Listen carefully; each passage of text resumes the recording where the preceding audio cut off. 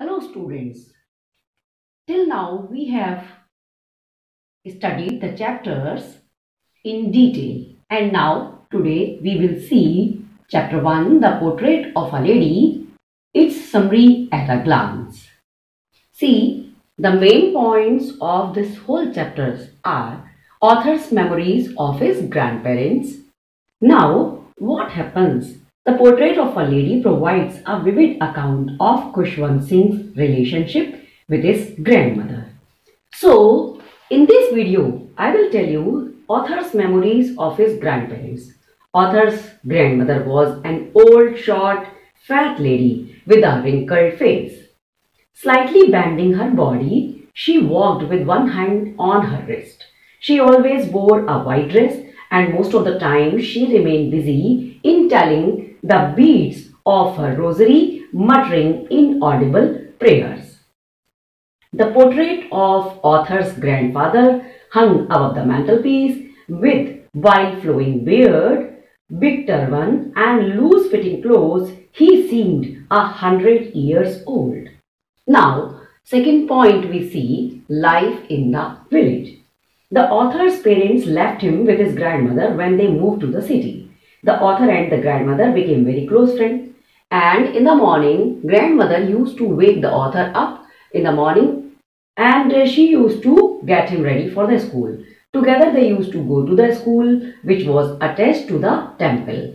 And while the author studied from the priest, his grandmother sat inside reading scriptures. And after the school, both walked back home feeding the dogs with the stale chapatis, which the grandmother daily carried with her. Now, next point we see fading of friendship.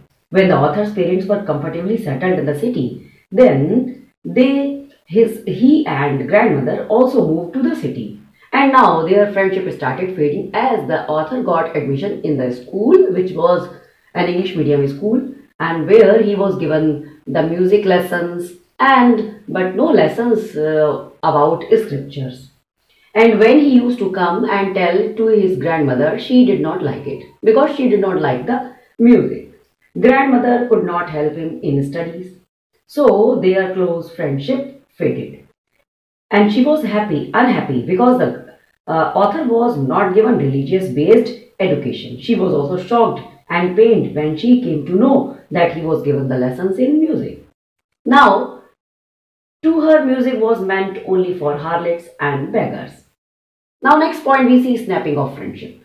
When the author joined the university, he became young and he was given a separate room. The common link of friendship was snapped, means it was almost broken. The grandmother accepted her seclusion, means his loneliness, with resignation. She rarely left her spinning wheel to talk to anyone. And when she was free in the afternoon, she used to feed the sparrows. Then in hundreds of sparrows you used to come and they were being fed by grandmother, and this used to be the best time of the grandmother. She used to be very happy after feeding the sparrows. And when the author decided to go abroad, then she was upset, but still she just left, and she just left quiet, and she was not sentimental when she saw author off at the railway station. And the last days, when the author returned after 5 years, he was surprised to find grandmother receiving him, and there were no changes in her appearance also. The next day, she collected the women of neighborhood and got a drum and began to sing. She tired herself beating the old drum and singing old songs of homecoming of warriors. She was very happy, but the very next morning she fell ill. She announced that her end was near. She stopped talking and she got busy in telling the beads of her rosary. And she stopped talking. Suddenly her lips stopped moving and the rosary fell from her hand. Her friends, sparrows, came and sat silently around her dead body.